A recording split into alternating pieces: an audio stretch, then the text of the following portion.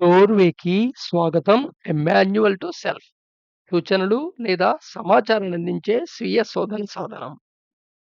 So, ఇక్కడ మనం disinfection chamber డెవలప్‌మెంట్‌లో ఫుడ్ తింటున్నప్పుడు ఏ థా ఏ అన్నెసెసరీ మూడ్ లేకుండా, అన్నెసెసరీ థింకింగ్ లేకుండా సైలెంట్‌గా తినటం ఒక స్టెప్ అయితే, నువ్వు పర్టిక్యులర్‌గా కాన్షియస్‌గా సర్టెన్ టైమ్ అలొకేట్ చేసుకొని ఒక పర్టిక్యులర్ థాట్ శ్వాసని అబ్జర్వ్ చేస్తుంటావు. పర్టిక్యులర్ థాట్ నువ్వు కావాలని ఇంట్రొడ్యూస్ చేస్తావు.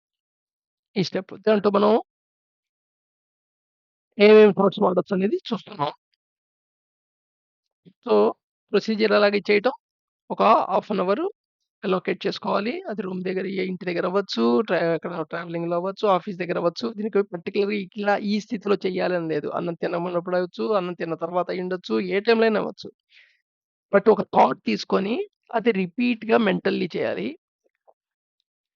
ఆ థాట్ మీద కాంటెంప్లేట్ చేయాలి.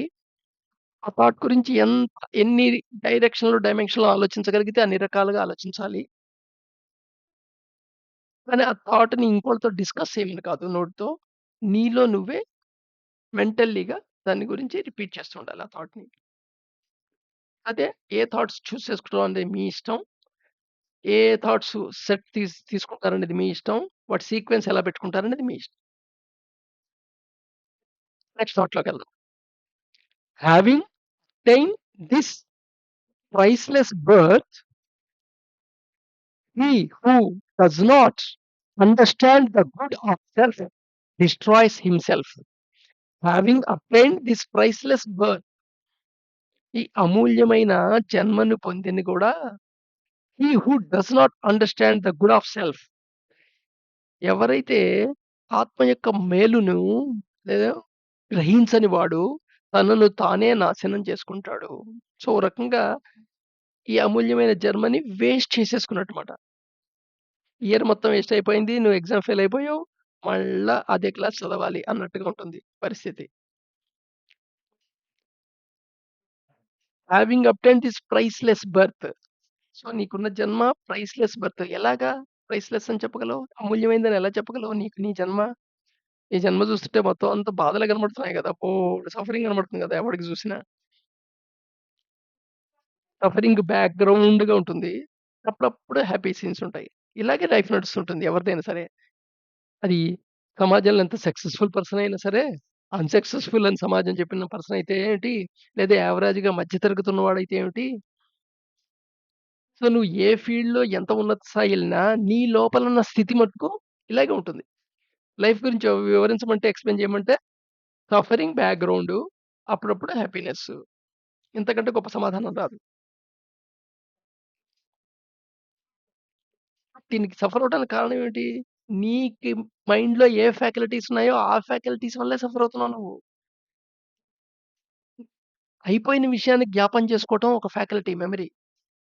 ఈ మెమరీ లిమిటెడ్‌గానే ఉంటుంది యానిమల్స్‌కి.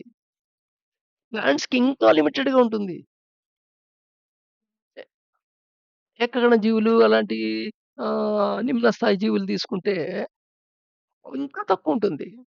కానీ ఇంత ఎనార్మరస్ మెమరీ ఉండి, నీకు అదే నీకు కష్టమవుతుంది కదా! మెమరీలో గత విషయాలన్నీ ఉండబట్టి అవి మళ్ళా గుర్తు చేసుకొని బాధపడుతున్నావు. నీకున్న ఫ్యాకల్టీని నేను సఫర్ చేస్తున్నావనమాట. మరి నీకున్న అద్భుతమైన ఫ్యాకల్టీయే కాదా! ఆ మెమరీయే లేకపోతే మనిషి అసలు ఎలా ఉండేవాడు? Just animal. యానిమల్‌కి బేసిక్ ఇన్‌స్టింక్ట్ ఏదైతే ఫుల్‌ఫిల్ చేసుకుంటావో అయిపోయినట్టే. కంప్లీట్‌నెస్ ఆఫ్ లైఫ్ దానికి. కానీ మనిషి అలా కాదు కదా! బేసిక్ ఎమ్యూనిటీస్ అయిన ఫుడ్డు, ఆహ్, ఈ దాహానికి నీళ్ళు, ఉండటానికి నివాసం, సెక్యూరిటీ, సెక్సు ఇవి ఫుల్‌ఫిల్ అయిపోతే, ఆ ఫుల్‌ఫిల్ అయిపోయినట్టు ఫీల్ అవుతాడా? పరిపూర్ణత సాధించినట్టు ఫీల్ కాడే. ఇంకేదో కావాలనే ఫీలింగ్ ఉంటుంది గదా! సో, యాక్చువల్‌గా అప్పర్ లిమిట్ లేదనమాట. యానిమల్స్ అన్నిటికేమో బాటమ్ లైన్ ఉంది, అప్పర్ లైన్ ఉంది. ఈ మధ్యలోనే బతుకుతాయి. హ్యూమన్‌కొచ్చేటప్పటికి బాటమ్ లైన్ ఉంది. అప్పర్ లైన్ లేదు. నీకున్న ఇంకో ఫ్యాకల్టీ ఇమాజినేషన్. నీకున్న ఇంకో faculty thinking capacity, creating capacity, reasoning capacity, logical capacity. Integrating capacity, coordinating capacity, regulating capacity, managing capacity ఇవన్నీ రకరకాల ఈ పాపం మిగతా ఏ జీవులకి ఏమున్నాయి. సో, ఇవన్నీ నీ బర్త్ ఎంత ప్రైస్‌లెస్. కానీ ఈ ఫ్యాకల్టీ అన్నిటిని నీ యొక్క మంచితనాన్ని, నీ యొక్క సెల్ఫ్ యొక్క గుడ్‌నెస్‌ని అర్థం చేసుకోవడానికి వాడకపోతే సో, నీకున్న ఏ టూల్స్‌ని నువ్వు వాడినట్టు.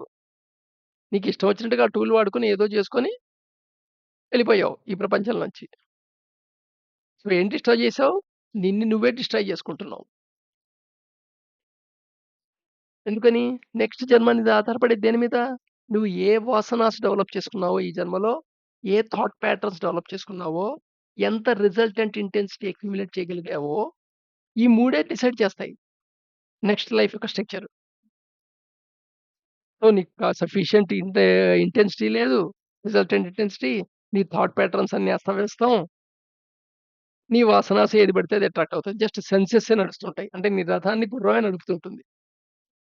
ఆ గుర్రం నీ కంట్రోల్‌లో ఉండదు. అప్పుడు డిస్ట్రాయ్ అవుతుంది కదా! అదనమాట. సో, అమూల్యమైన ఈ జన్మని పొంది గూడా ఆత్మ యొక్క మేలును గ్రహించని వాడు తనకు తానే నాశనం చేసుకుంటాడు. Having obtained this priceless birth, he who does not understand the good of self destroys himself.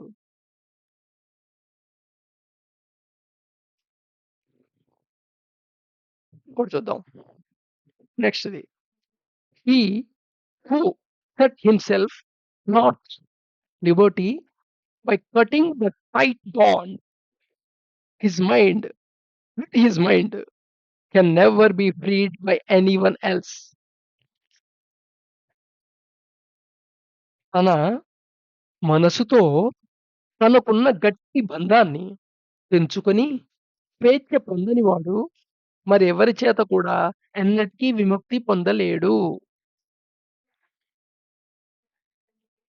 He who sets himself not at liberty by cutting the tight bond his mind with his mind can never be freed by anyone else.